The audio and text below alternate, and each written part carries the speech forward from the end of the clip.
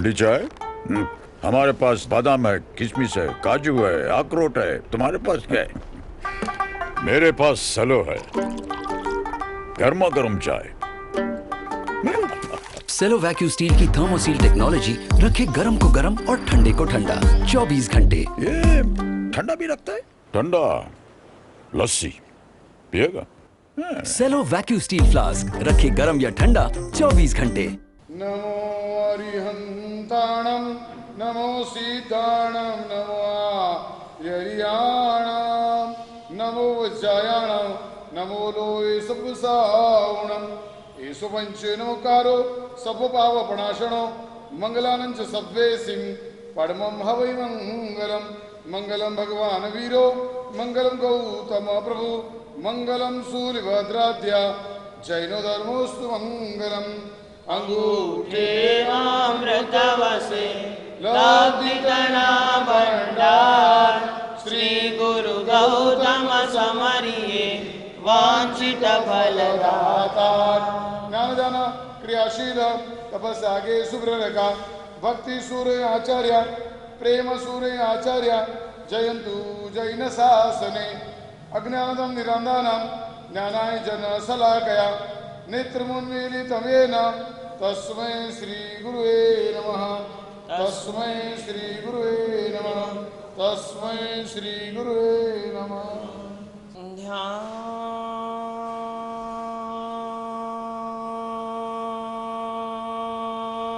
ध्यानमूलं गुरुर्मूर्ति पूजामूलं गुरुर्पदम् मंत्रमूलं गुरुर्वाक्यम्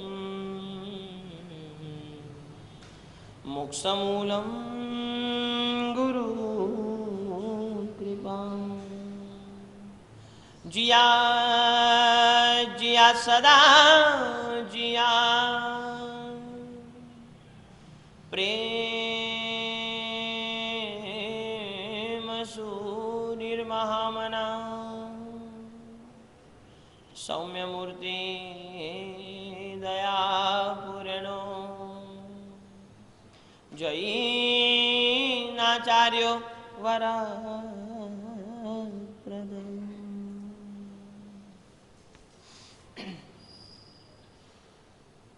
एक गांव में एक छोटा सा परिवार रहता था और वह परिवार में जो व्यक्ति था वह व्यक्ति बहुत ही बड़ा मूर्तिकार था। बहुत ही अच्छी मूर्ति बनाता था। बहुत ही अच्छी नामना थी उसकी मूर्ति बनाने में। कई लोग दूर दराज से उसके वहां पर आते थे मूर्ति बनवाने के लिए, मूर्ति खरीद करने के लिए।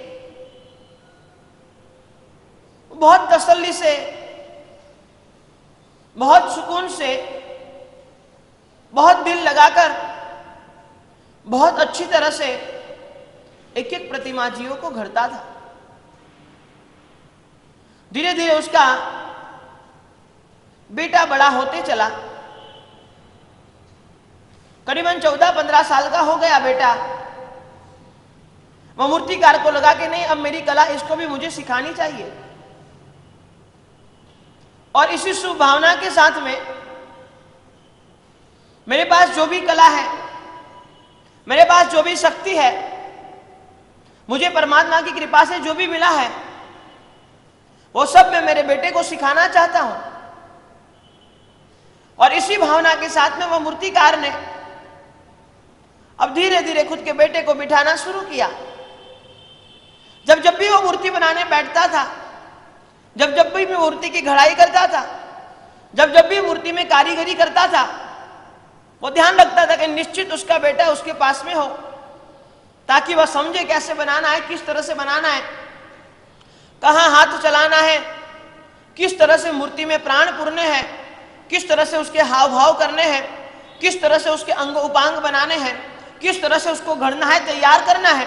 और हमेशा प्रयत्न करते रहता था। करते करते 3 से 4 साल हो गए और पहली बार वह चित्रकार ने बेटे को बुलाया और बेटे को बुलाकर बताया, बेटा मैं तुझे एक छोटा सा पत्थर दे रहा हूं और वह पत्थर में से आपको मूर्ति बनानी है। बेटा आनंदित हुआ, जीवन में कुछ नया करने जा रहा था, जीवन में कुछ नया सीखने जा रहा था, जीवन में कुछ बनने जा रहा था। उसको भी पसंद आती थी ये कला, उसको भी अच्छा लगता था मूर्ति बनाना, लेकिन आज तक सीखा था, आज तक देखा था, कभी कभार थोड़ी बहुत मदद करती थी छोटी मोटी, लेकिन आज तक खुद ने मूर्ति नहीं बनाई थी। आज पिताजी ने पत्थर दे दिया है, आनंदित हो गया और आनंदित होकर मूर्ति बनाना शुरू करता है। जीवन में पहली बार था,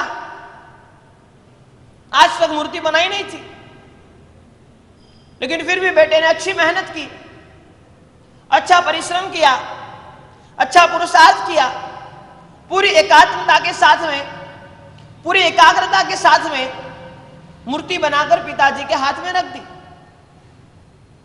पिताजी खुश हुए, अच्छी बनाई, पहली कोशिश अच्छी थी। बेटे को कहा, बेटा आपकी पहली कोशिश बहुत अच्छी थी, लेकिन यदि ये मूर्ति मुझे तो निश्चित अच्छी लगी, ये मूर्ति आप बाहर लेकर जाओगे, बाजार में लेकर जाओगे, उसको बेचने के लिए लेकर जाओगे, ये मूर्ति कोई लेने को राजी नहीं होगा, क्योंकि तू तो मेरा पुत्र है, तू जो भी बनाएगा मुझे अच्छा लगेगा, लेकिन ये व्यवहार में, बाजार में ये मूर्ति चलेगी नहीं। बेटा थोड़ा निराश हो गया, लेकिन फिर भी पिताजी ने उसको हौसला बांधा कि नहीं, तुझे और कल मैं दूसरा पत्थर दूंगा, और थोड़ा समय ले, और ज्यादा समय ले, और प्रॉपर बनाने की कोशिश कर, और अच्छी बनाने की कोशिश कर। पिताजी ने दूसरे दिन उसको दूसरा पत्थर दिया। पत्थर लेकर लड़का बनाने का शुभारंभ करता है। पहली मूर्ति 1 दिन में बन गई थी, दूसरी मूर्ति को बनने में 1 हफ्ता लग गया। हर एक चीज बारीकाई से करने लगा, हर एक चीज पर सूक्ष्म से सूक्ष्म ध्यान रखने लगा। 1 हफ्ते के बाद में एक अच्छी सी मूर्ति, जिसको देखकर वह खुद आनंदित हुआ। नहीं, पहले से तो बहुत बेटर है, पहले से बहुत अच्छी है। वह अच्छी मूर्ति पिताजी को ला करके देता है, बताता है। पिताजी ने देख लिया, प्रशंसा की, लेकिन बता दिया, बेटा यह मूर्ति अच्छी तो है, लेकिन यदि यह मूर्ति आप बाजार में लेकर जाओगे ना, तो खरीदार तो मिल जाएगा। पहली की तो कंडीशन यह थी कि कोई खरीदार ना मिले, लेकिन आपने इतनी मेहनत कर ली, खरीदार को मिल जाएगा, लेकिन जितना द्रव्य आपने पत्थर में लगाया है उतना भी पैसा आपको मिलेगा नहीं, आपको और मेहनत करनी होगी। बेटा थोड़ा निराश हुआ, लेकिन पिताजी ने स्पिरिट दिया, उत्साहवर्धन किया उसका।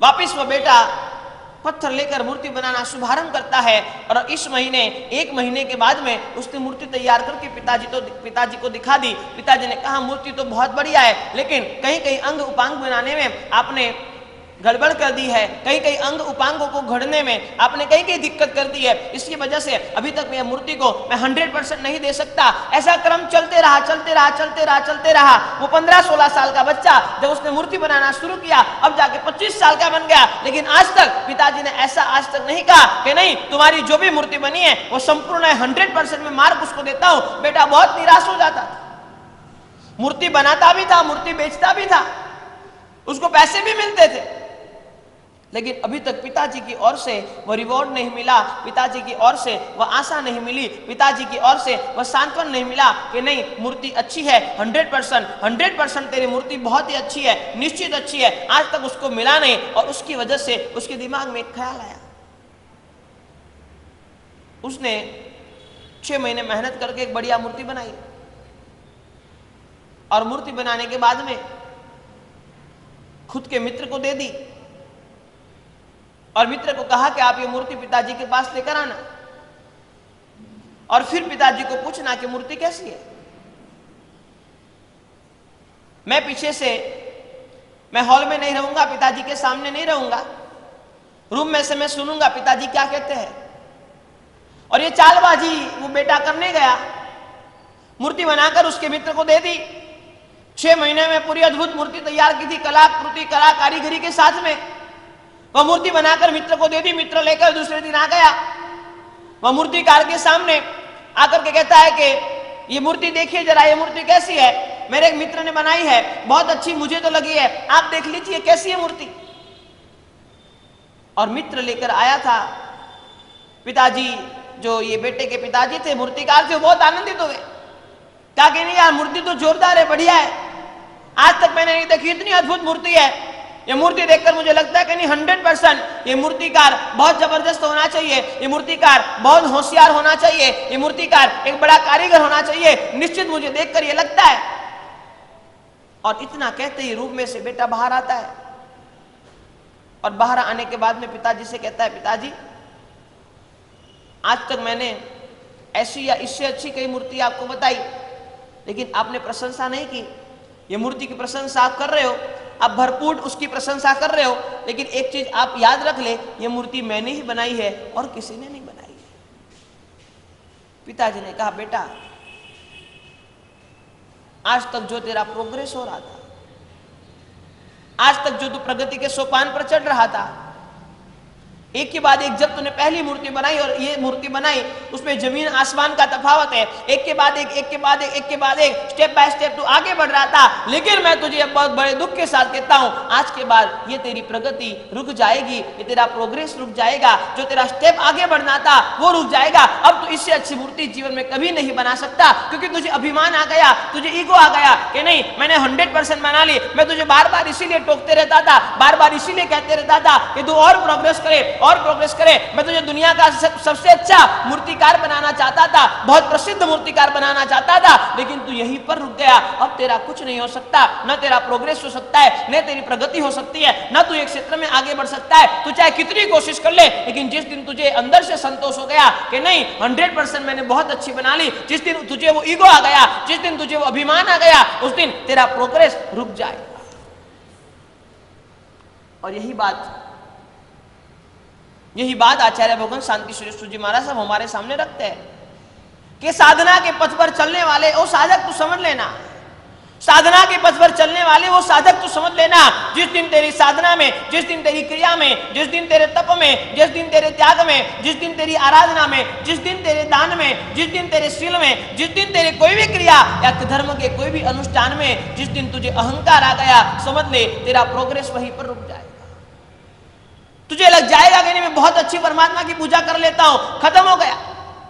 तुझे लग जाएगा कि नहीं मैं बहुत अच्छी ढंग से सामायिक कर लेता हूं, खत्म हो गया। तुझे लगता है कि नहीं मैंने बहुत तप कर लिया, खत्म हो गया। शायद तेरी शक्ति आगे बढ़ने की भी होगी, लेकिन तूने मेंटली फिक्स कर लिया कि मैंने बहुत अच्छा कर लिया। जिस दिन जो भी क्षेत्र में आपको विचार आ जाए कि बहुत अच्छा हो गया, समझ लो उसी क्षण से, उसी समय से उस क्षेत्र में आपकी प्रगति खत्म हो जाती है। शांति सुरेश्वर जी महाराज साहब कहते कि जिस दिन साधना का ईगो आ गया, जिस दिन साधना के क्षेत्र में अभिमान लेकर तू बैठ गया, जिस दिन उस व्यापार के क्षेत्र में, साधना के क्षेत्र में, परिवार के क्षेत्र में, संसार के क्षेत्र में, जहां जहां पर भी तूने अभिमान किया, समझ ले तेरा प्रोग्रेस वहां पे स्टॉप हो जाएगा। तुझे लगता है कि नहीं महाराज साहब, कई लोग आते हैं नहीं महाराज साहब बहुत तप हो गया, अब नहीं, खत्म हो गया, अब उससे आगे वो चाहे तो भी तप नहीं कर पाएंगे। नहीं महाराज साहब बहुत धर्म की आराधना कर लेते, खत्म हो गया। कहते हैं कि एक चीज समझ लेना, आप लोगों की सबसे बड़ी विडंबना क्या है? शास्त्रकार भगवान कहते हैं संसार के क्षेत्र में हमेशा तृप्त रहो, धर्म के क्षेत्र में हमेशा अतृप्त रहो। बराबर ये आज के प्रवचन का गोल्डन सूत्र आप बराबर समझ लेना। संसार के क्षेत्र में हमेशा तृप्त रहो, चाहे संपत्ति का क्षेत्र हो, चाहे भोजन का क्षेत्र हो, चाहे कपड़े का क्षेत्र हो, चाहे घर का क्षेत्र हो, चाहे परिवार का क्षेत्र हो, चाहे व्यापार का क्षेत्र हो, चाहे जर जमीन का क्षेत्र हो, चाहे जवाहरात का क्षेत्र हो, चाहे हीरा मोती का क्षेत्र हो, कोई भी क्षेत्र हो। शास्त्रकार भगवान कहते हैं संसार के हर एक क्षेत्र में आपको तृप्त रहना है। जितना मिला है उतना अच्छा है, जितना मिला है पुण्योदय से मिला है, बहुत अच्छा है, अब ज्यादा मुझे चाहिए नहीं। संसार के क्षेत्र में आपको तृप्त रहना है और धर्म के क्षेत्र में हमेशा अतृप्त रहना है। लेकिन हमारी तो उल्टी गंगा चल रही है।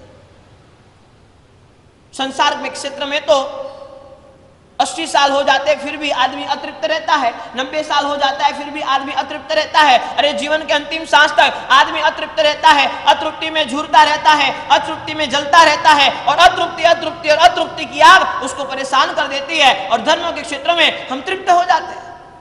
नहीं महाराज साहब एक समय होगी, बहुत हो गए, अब ज्यादा नहीं होगा। महाराज साहब 1 घंटा प्रवचन श्रवण कर लिया, अब इससे ज्यादा मैं 10 मिनट भी ज्यादा समय नहीं निकाल पाता। महाराज साहब हर रोज सुबह जाके मैं परमात्मा की पूजा कर लेता हूं, अब इससे ज्यादा मेरे से होने वाला नहीं है। महाराज साहब पर्युषणा महापर्व आते ही 1-2 उपवास या तो अठम कर लूंगा, महाराज साहब इससे आगे मुझे होने वाला नहीं है। इसीलिए शास्त्रकार भगवत कहते हैं कि हमारी सबसे बड़ी विडंबना यह है, शास्त्रकार भगवंतों ने कहा है संसार के क्षेत्र में आपको तृप्त रहना है, धर्म के क्षेत्र में आपको अतृप्त रहना है। लेकिन यहाँ तो उल्टी गंगा चल रही है, संसार के क्षेत्र में जीवन के अंतिम सांस तक आप अतृप्त रहते हो, और धर्म के क्षेत्र में आप तृप्त हो जाते हो। धर्म में बहुत जल्दी आपको तृप्ति हो जाती है। थोड़ा बहुत दान कर लेंगे आपको लगेगा कि नहीं अब बस बहुत हो गया, थोड़ा बहुत त्याग कर लेंगे आपको लगेगा कि नहीं अब बस बहुत हो गया, थोड़ी बहुत धर्म की आराधना कर लेंगे आपको लगेगा कि नहीं अब बस बहुत हो गया। लेकिन शास्त्रकार भगवान कहते हैं कि धर्म में कभी अतृप्त नहीं होना है। क्यों नहीं होना है उसका रीजन भी बता दिया कि संसार की जो भी प्राप्ति है वो पुण्य से है, धर्म की जो भी प्राप्ति है वो पुरुषार्थ से। पुण्य में तेरा जितना लिखा हुआ उतना तुझे मिल ही जाएगा, लेकिन पुरुषार्थ तो तुझे खुद करना पड़ेगा। पुरुषार्थ जितना ज्यादा करता चलेगा, जितना ज्यादा करता चलेगा, जितना ज्यादा करता चलेगा, उतना रिजल्ट तेरे सामने आता जाएगा। संसार में तो चाहे कितना ही अतृप्त रह ले, जीवन के अंतिम सांस तक तो अतृप्त रह के खुद का जीवन निकाल ले, लेकिन फिर भी तुझे तृप्ति नहीं होगी। क्यों? तेरा पुण्य है उतना ही तुझे मिलेगा। लेकिन धर्म के क्षेत्र में यदि तू अतृप्त रहता है, धर्म के क्षेत्र में यदि तू पुरुषार्थ करता है, धर्म के क्षेत्र में यदि तू मेहनत करता है, धर्म के क्षेत्र में लगन के साथ में आगे बढ़ने की कोशिश करता है, शास्त्रकार भगवान कहते हैं निश्चित वह पुरुषार्थ तुझे सद्गति तक ले जा सकता है, निश्चित वह पुरुषार्थ तुझे मोक्ष तक ले जा सकता है। ठंडी चाय? हमारे पास बादाम है, किशमिश है, काजू है, अखरोट है। तुम्हारे पास क्या है? मेरे पास सलो है, गर्मा गर्म चाय। सेलो वैक्यूम स्टील की थर्मोसील टेक्नोलॉजी रखे गर्म को गर्म और ठंडे को ठंडा 24 घंटे। ये ठंडा भी रखता है? ठंडा लस्सी पिएगा? सेलो वैक्यूम स्टील फ्लास्क रखे गर्म या ठंडा 24